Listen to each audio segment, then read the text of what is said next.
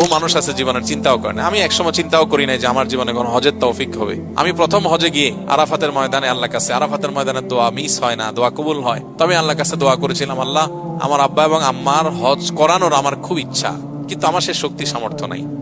একজনকে করানোর টাকাও আমার কাছে নাই। আপাত দৃষ্টিতে সে টাকা আসার কোনো রাস্তাও নেই, কিন্তু তোমার খাজানায় তো অভাব নাই। আমি চাই তোমার কাছে তুমি ব্যবস্থা করে দাও।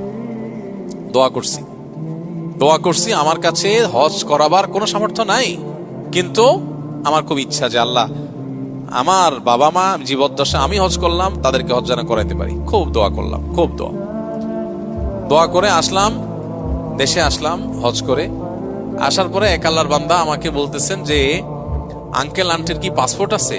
তাই বললাম না, থাকার কথা না, থাকলো আব্বার আছে মনে হয়, আমার থাকার কথা না। বলছে দুইটা একটু বানান, আমার একটু ইচ্ছা ওনাদের দুজন হজ করার। ও প্রথমবার হয়েছে আব্বারটা শুধু। এরপরে আমেরিকা থেকে এক আল্লাহর বান্দি উনি বলতেছেন যে আপনার আব্বা আম্মাকে হজ করার আমার ইচ্ছা। অর্থাৎ দুইজন লোক, একজন শুধু আব্বারটা, একজন আব্বা আম্মা দুইজনেরটা।